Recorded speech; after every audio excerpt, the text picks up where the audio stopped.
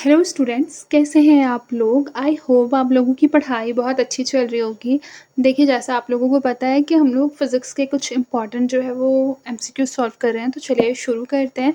देखिए, यहाँ पर क्या लिखा हुआ है कि 1 माइक्रोन किसके बराबर होता है? तो आप लोगों को मैंने बताया था कि जो 1 माइक्रोन होता है वो 10⁻⁻6 मीटर होता है, ठीक है?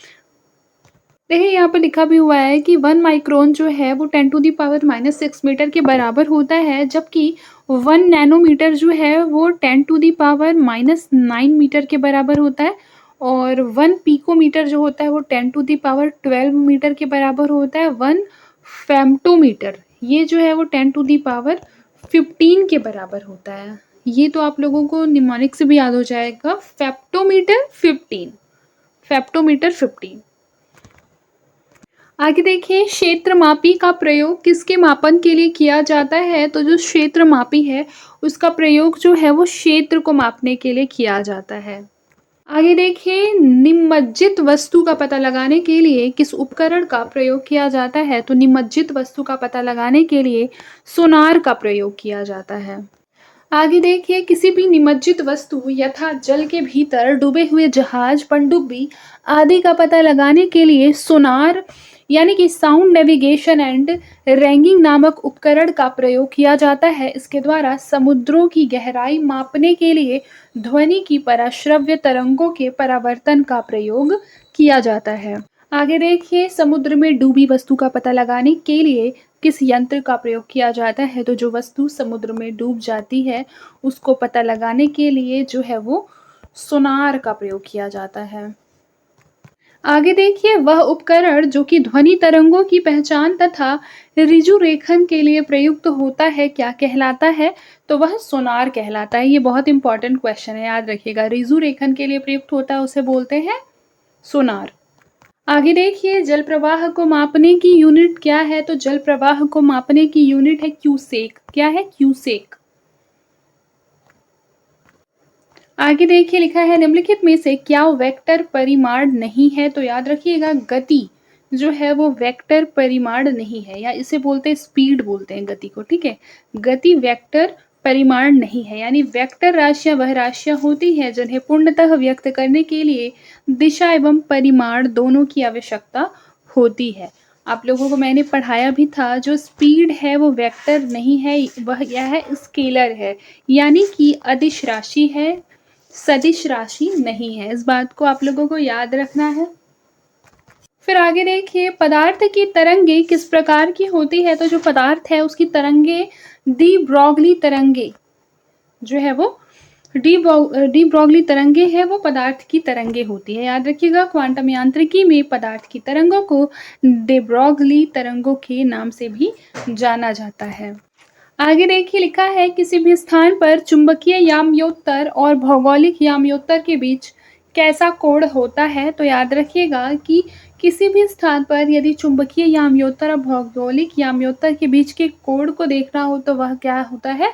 समक्रांतिक कोण, यानी कि डिक्लिनेशन समक्रांतिक होता है। आगे देखिए, वायुमंडल की कौन सी परत हमें बेतार संचार करने में समर्थ बनाती है? तो याद रखना है कि बाह्य वायुमंडल।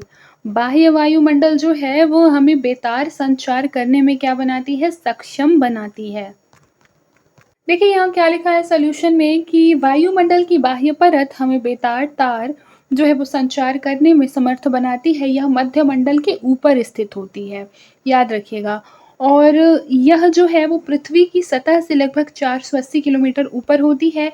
यह परत विद्युत आवेशित आयनों से मिलकर बनी होती है, इस वजह से इसे आयन मंडल भी कहा जाता है। आगे देखिए, सामान्य फसलों के उगने के लिए उपयुक्त उर्वर मिट्टी में निम्नलिखित में से कितना पीएच मान होने की संभावना होती है? तो याद रखिएगा 6 से 7। आगे देखिए, सामान्य फसलों के उगने के लिए उपयुक्त जो उर्वर मिट्टी है उसमें पीएच वैल्यू जो है वो 6 से 7 होने की संभावना होती है। पीएच पैमाना का जो प्रयोग है वो अम्लीयता या क्षारीयता को व्यक्त करने के लिए किया जाता है। 7 से कम पीएच मान अम्लीयता तथा 7 से अधिक पीएच मान क्षारीयता को प्रकट करते हैं। इतना तो आप लोग जानते होंगे। आगे देखिए जल विद्युत पावर स्टेशन में ऊर्जा का परम स्रोत क्या है? तो याद रखिएगा सौर ऊर्जा, ऑप्शन नंबर ए सौर ऊर्जा। आगे देखिए जहाजों में समय मापने के लिए प्रयुक्त उपकरण कौन सा है? तो याद रखिएगा क्रोनोमीटर। क्या है? जहाजों में समय को मापने के लिए क्रोनोमीटर का यूज किया जाता है। आगे देखिए जब किसी भी वस्तु को पृथ्वी से चांद पर ले जाया जाए तो भार बदल जाता है परंतु द्रव्यमान उतना ही रहता है, ऑप्शन नंबर बी। देखिए लिखा है किसी वस्तु का जो भार है वो एक वेक्टर राशि है। जब किसी वस्तु को पृथ्वी से चांद पर ले जाया जाता है तो उसका द्रव्यमान अपरिवर्तित रहता है लेकिन उसके भार में क्या होती है? कमी आ जाती है। किसी वस्तु का चांद पर भार उसके पृथ्वी पर भार का 1/6 भाग होता है। आगे देखिए कटरीना नाम दिया गया है। कटरीना नाम दिया गया है प्रभंजन को। किसको? प्रभंजन को, ऑप्शन नंबर डी प्रभंजन को। देखिए प्रकाश वर्ष किसका एकक है? प्रकाश वर्ष जो है वो दूरी का एकक है। देखिए लिखा है अंतर्राष्ट्रीय खगोलीय संघ के अनुसार जो प्रकाश वर्ष होता है वो बेसिकली दूरी का मात्रक होता है। ये क्वेश्चन जो है कई बार CGPCS में भी पूछा गया है। एग्जाम में जो है वो कई बार इस तरीके का जो है वैल्यू भी पूछ सकता है डिजिट वाले, जो कि आपके क्वेश्चन को थोड़ा टफ बना सकता है। जैसे फॉर एग्जांपल एक प्रकाश वर्ष की वैल्यू क्या होती है ये पूछ सकता है, तो 9.46 × 10⁻15 मीटर। फिर देखिए नासा के किससे संबंधित मिशन का नाम जूनो है? तो याद रखिएगा बृहस्पति से संबंधित मिशन का नाम जूनो है। आगे देखिए भारत के ऐसे प्रथम राष्ट्रपति कौन थे जिन्होंने भारतीय वायुसेना के सुखोई फाइटर एयरक्राफ्ट में 30 मिनट की उड़ान भरी थी? तो याद रखिएगा APJ Abdul Kalam, option number A. आगे देखिए उड़ान अभिलेखी का तकनीकी नाम क्या है? तो उड़ान अभिलेखी का जो तकनीकी नाम है वो है काला बक्सा, ऑप्शन नंबर सी। फिर देखिए उड़ान अभिलेखी जिसे ब्लैक बॉक्स भी कहा जाता है वायुयान में उड़ान के दौरान विभिन्न सूचनाओं का संग्रहण करने वाला उपकरण है। इसमें विमान से जुड़ी कई जानकारियां जैसे कि विमान की गति, ऊंचाई, इंजन तथा अन्य यंत्रों की ध्वनि, यात्रियों और पायलटों की बातचीत दर्ज होती है। इन सूचनाओं के विश्लेषण के द्वारा विमान के दुर्घटनाग्रस्त होने की स्थिति में दुर्घटना के कारणों की पहचान की जाती है। ब्लैक बॉक्स नारंगी रंग का होता है। सेफ्टी रेजर का आविष्कार किसने किया है? बताइए सेफ्टी रेजर का आविष्कार किसने किया है? जिलेट। आगे देखिए पेनिसिलिन का आविष्कार किसने किया है? तो अलेक्जेंडर फ्लेमिंग ने किया है। याद रखिएगा ये स्कॉटिश वैज्ञानिक है फ्लेमिंग। 1928 में इन्हें बेसिकली स्कॉटिश वैज्ञानिक एवं नोबेल पुरस्कार विजेता अलेक्जेंडर फ्लेमिंग। याद रखिएगा इसका जो खोज हुआ था वो 1928 में हुआ था लेकिन इन्हें क्या है इसके लिए नोबेल प्राइज भी दिया गया है अलेक्जेंडर फ्लेमिंग को। आगे देखिए पारद थर्मामीटर का आविष्कार किसने किया है? तो ये है फ़ारेनहाइट ने, ऑप्शन नंबर बी फ़ारेनहाइट। देखिए यहाँ क्या लिखा है जर्मन भौतिक विज्ञानी DG फ़ारेनहाइट ने 1714 ईस्वी में पारद तापमापी यानी कि मरकरी थर्मामीटर का आविष्कार किया है। किसने किया है? DG फ़ारेनहाइट ने। इसके पूर्व इन्होंने 1709 में एल्कोहल थर्मामीटर का भी आविष्कार किया था। उन्होंने वर्ष 1724 में फ़ारेनहाइट तापमापी के रूप में अपने नाम वाला तापमापी भी जारी किया था। आगे देखिए टेलीफोन का आविष्कार किसने किया है? अलेक्जेंडर ग्राहम बेल ने, ऑप्शन नंबर बी। यहाँ कुछ एक इम्पॉर्टेंट फैक्ट लिखा हुआ है कि बेसिकली टेलीफोन के जो आविष्कारक हैं अलेक्जेंडर ग्राहम बेल, इन्होंने 1876 में टेलीफोन के लिए प्रथम US पेटेंट प्राप्त किया था। आगे देखिए क्या लिखा है टेलीफोन का आविष्कार किसके द्वारा किया गया था? तो जो टेलीफोन है उसका आविष्कार किसके द्वारा किया गया था बताइए? Alexander Graham Bell, option number A. आगे देखिए टीका यानी वैक्सीनेशन का आविष्कार किसने किया था? तो ये हो जाएगा एडवर्ड जेनर। आगे देखिए गैस इंजन का आविष्कार किसने किया था? गैस इंजन का आविष्कार किया था डाई मलेर, ऑप्शन नंबर बी। डाई मलेर ने गैस इंजन का आविष्कार किया था। आगे देखिए जेट इंजन का आविष्कार किसने किया था? तो सर फ्रैंक व्हीटल ने किया था जेट इंजन का आविष्कार। फिर देखिए वायुयान का आविष्कार किसने किया था? तो वायुयान का आविष्कार किया था Orville Wright and Wilbur Wright, option number A. आगे देखिए वायुयान और रॉकेट बनाने के लिए कौन सी धातु प्रयोग की जाती है? तो ये हो जाएगा aluminium, option number B aluminium. आगे देखिए उत्तरी ध्रुव की खोज किसने की थी? रॉबर्ट पियरी ने। किसने की थी? रॉबर्ट पियरी ने। आगे देखिए लिखा नौसेना के निम्नलिखित जहाजों में से विमान वाहक की पहचान, तो याद रखिएगा आईएनएस विराट। आगे देखिए निम्नलिखित में से कौन सा प्रक्षेपास्त्र वायु से वायु वाला प्रक्षेपास्त्र है? तो याद रखिएगा अस्त्र जो है वो एयर टू एयर प्रक्षेपास्त्र है। आगे देखिए निम्नलिखित में से कौन सा कण परमाणु के नाभिक से संबंधित नहीं है? तो याद रखिएगा मेरॉन। मेरॉन जो है वो परमाणु बेसिकली मतलब परमाणु के नाभिक से रिलेटेड नहीं है मेरॉन, जबकि आप लोगों को पता होना चाहिए कि प्रोटॉन, न्यूट्रॉन, इलेक्ट्रॉन जो है वो परमाणु के नाभिक से रिलेटेड होते हैं। देखिए यहाँ क्या लिखा है, नाभिक परमाणु के मध्य स्थित धनात्मक वैद्युत आवेश युक्त अत्यंत ठोस क्षेत्र होता है। नाभिक नाभिकीय कणों प्रोटॉन एवं न्यूट्रॉन से बने होते हैं। प्रोटॉन एवं न्यूट्रॉन दोनों का द्रव्यमान लगभग बराबर होता है। इलेक्ट्रॉन ऋणात्मक वैद्युत आवेश युक्त मौलिक अपरमाणविक कण है। यह परमाणु के नाभिक के चारों ओर चक्कर लगाता है और मेरान परमाणु के नाभिक से संबंधित नहीं है। निम्न में से अधिकतम द्रव्यमान किसका है? बताइए निम्न में से अधिकतम द्रव्यमान किसका है? न्यूट्रॉन का जो द्रव्यमान है वो सबसे ज्यादा होता है। आगे देखिए एस चंद्रशेखर का जो नाम है वो निम्नलिखित में से किस क्षेत्र के साथ जुड़ा हुआ है? तो याद रखिएगा खगोल भौतिकी के क्षेत्र से जुड़ा हुआ है। इन्हें 1983 में नोबेल प्राइज भी मिला था। किसके लिए मिला था नोबेल प्राइज? बताइए। खगोल भौतिकी के क्षेत्र में मिला था। आगे देखिए क्लोरोफ्लोरोकार्बन ज्यादातर कहाँ इस्तेमाल होते हैं? बताइए। क्लोरोफ्लोरो जो कार्बन होते हैं वो ज्यादातर रेफ्रिजरेटर में जो है, जिसे आप फ्रिज कहते हैं, ठीक है, वहां पर इस्तेमाल होते हैं। यह एक कार्बनिक यौगिक है जो कि कार्बन, क्लोरीन, हाइड्रोजन और फ्लोरीन परमाणुओं से बनता है। सीएफसी का सबसे ज्यादा इस्तेमाल रेफ्रिजरेटर, इनहेलर, फोम के गद्दे आदि में होता है। आगे देखिए निम्नलिखित में से कौन सी उत्कृष्ट गैस नहीं है? तो ये हो जाएगा हाइड्रोजन, ऑप्शन नंबर ए हाइड्रोजन। आवर्त सारणी के 18वें वर्ग में 6 उत्कृष्ट गैसें हैं। Helium, neon, organ, krypton, xenon और रेडॉन।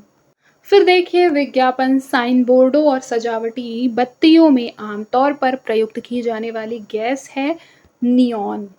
कौन सी है? नियॉन। आगे क्या लिखा है, बर्फ जो है वो पानी पर इसीलिए तैरती है। क्यों तैरती है? क्योंकि बर्फ का जो घनत्व है वो पानी की अपेक्षाकृत क्या होता है? कम होता है। ऑप्शन नंबर बी जो हो जाएगा ये इसका करेक्ट आंसर होगा। फिर आगे देखिए क्या लिखा है, ठोस होने के बावजूद बर्फ जो है वो पानी पर तैरती है। क्यों तैरती है? क्योंकि जो पानी होता है जब बर्फ में परिवर्तित हो जाता है तो उसका घनत्व क्या है? घट जाता है। किसका घनत्व? बर्फ का घनत्व। बर्फ का घनत्व क्या हो जाता है? घट जाता है, कम हो जाता है। ऐसी कोई भी वस्तु जिसका घनत्व जो है वो पानी के घनत्व से कम हो जाए वह पानी पर तैरती है। बर्फ जो है वो पानी के घनत्व से कम घनत्व वाली होती है, इस वजह से बर्फ जो है वो पानी पर तैरती है। आगे देखिए लिखा है पायसी कारक एक एजेंट है जो क्या करता है? पायस को स्थायी कर देता है। ऑप्शन नंबर ए जो हो जाएगा ये इसका करेक्ट आंसर होगा। देखिए पायसन यानी इमल्शन दो या दो से अधिक अमिश्रणीय तरल पदार्थों से बना एक मिश्रण है। पायसीकरण वह प्रक्रिया है जिसके द्वारा पायसन का निर्माण होता है। पायसी कारक जो है, पायसी कारक वह पदार्थ है जो पायस की गतिज स्थिरता को बढ़ाकर उसे स्थायी कर देता है। आगे देखिए भारत की मिसाइल अग्नि 2 है। भारत की मिसाइल क्या है? अग्नि 2। यह पृथ्वी से पृथ्वी की मिसाइल है। याद रखिएगा अग्नि 2 को डीआरडीओ के द्वारा विकसित किया गया है, जिससे कि बेसिकली सरफेस टू सरफेस पर मार करने के लिए बनाया गया है। और अग्नि 2 जो है वो बैलिस्टिक मिसाइल है। आप लोगों को पता होगा बैलिस्टिक मिसाइल क्या होता है, क्रूज मिसाइल क्या होता है। क्रूज मिसाइल को अगर मान लीजिए हम यहाँ से यहाँ दाग रहे हैं तो ये सीधी चलेगी, बट अगर बैलिस्टिक मिसाइल को दाग रहे हैं तो ये बिल्कुल ऐसे प्रक्षेप बनाते हुए गुजरती है। आगे देखिए पिक्नोमीटर नामक उपकरण का प्रयोग किसे मापने के लिए किया जाता है? बताइए। जो पिक्नोमीटर होता है ना, बेसिकली उससे किसी भी द्रव का घनत्व मापा जाता है। क्या मापा जाता है? किसी भी द्रव का घनत्व मापा जाता है, द्रव का घनत्व। फिर देखिए, वायु को संतृप्त कब माना जाता है? वायु को संतृप्त माना जाता है जब इसमें जल वाष्प का अंश जो है वो सबसे ज़्यादा हो, तब माना जाता है वायु को संतृप्त। वायु को संतृप्त तब माना जाता है जब इसमें जल वाष्प की मात्रा अधिकतम हो जाती है। वायु में जल वाष्प की उपस्थिति का मापन आर्द्रता यानी ह्यूमिडिटी या फिर सापेक्ष आर्द्रता रिलेटिव ह्यूमिडिटी द्वारा किया जाता है। संतृप्त वायु की सापेक्ष आर्द्रता यानी कि रिलेटिव ह्यूमिडिटी 100% होती है। आगे देखिए, पक्षियों को बहुत ऊंचाई पर उड़ते समय सांस की परेशानी क्यों नहीं महसूस होती है? क्योंकि उनमें अतिरिक्त वायु कोश होते हैं। ऑप्शन नंबर सी, क्योंकि उनमें अतिरिक्त वायु कोश होते हैं। देखिए, यहाँ लिखा भी है कि पक्षियों के फेफड़ों से वायु कोश यानी एयर सैक्स जो है वो जुड़े हुए होते हैं। बेसिकली क्या होता है ना कि ये वायु कोश पक्षियों को अतिरिक्त वायु संग्रहित कर उसे फेफड़ों को पहुंचाने में हेल्प करते हैं, और इसी कारण से क्या होता है कि पक्षियों को उड़ान के दौरान आवश्यक ऑक्सीजन की आपूर्ति निरंतर होती रहती है। आगे देखिए, निम्न में से कौन सा प्रक्षेपास्त्र भूमि से वायु में जाने वाला प्रक्षेपास्त्र है? तो यह हो जाता है त्रिशूल। ऑप्शन नंबर ए, त्रिशूल। आगे देखिए, 2G स्पेक्ट्रम में प्रयुक्त जी अक्षर क्या जो है वो द्योतित करता है? तो याद रखिएगा, जेनरेशन। आगे देखिए, सौर प्रणाली की खोज किसने की थी? तो सौर प्रणाली की जो खोज है वो केपलर ने की थी। Option number D, Kepler. फिर देखिए, निकोलस कोपर्निकस ऐसे पहले व्यक्ति थे जिन्होंने यह तथ्य उद्घाटित किया कि पृथ्वी सूर्य के इर्द गिर्द परिक्रमण करती है तथा सूर्य जो है वो ब्रह्मांड का केंद्र है, जबकि इसके पूर्व तक पृथ्वी को ही समस्त सृष्टि का केंद्र बिंदु माना जाता था। सौर प्रणाली के वर्तमान स्वरूप की जो खोज है वो उसका श्रेय किसे दिया जाता है? केपलर को दिया जाता है। इन्होंने ही सर्वप्रथम ये बताया कि सूर्य जो है वो सौर मंडल के केंद्र में विराजमान है। आगे देखिए, लिखा है निम्नलिखित में से कौन सा निर्गम उपकरण नहीं है? तो याद रखिएगा, प्रकाशिक लक्षण अभिज्ञाता। आगे देखिए, भारत में समस्त अंतरिक्षयान प्रचालन का मर्म केंद्र MCF यानी मास्टर कंट्रोल फैसिलिटी का मुख्यालय कहाँ है? तो याद रखिएगा, मास्टर कंट्रोल फैसिलिटी का जो मुख्यालय है वो है हासन, कर्नाटक। कहाँ पर है? हासन, कर्नाटक। आगे देखिए, ऑटो हॉर्न किस आविष्कार के लिए प्रसिद्ध है? ये क्वेश्चन बहुत बार आता है। तो ऑटो हॉर्न आप लोगों को पता होगा, ये एटम बम के लिए बहुत ज़्यादा फेमस है। ठीक है, और आज हम लोगों ने टोटल 50 क्वेश्चन किया है। अब हम लोग बाकी के क्वेश्चन नेक्स्ट क्लास में करेंगे। आज के लिए बस इतना ही, मिलते हैं नेक्स्ट क्लास में। तब तक के लिए अपना ख्याल रखें और मन लगाकर पढ़ाई करते रहें।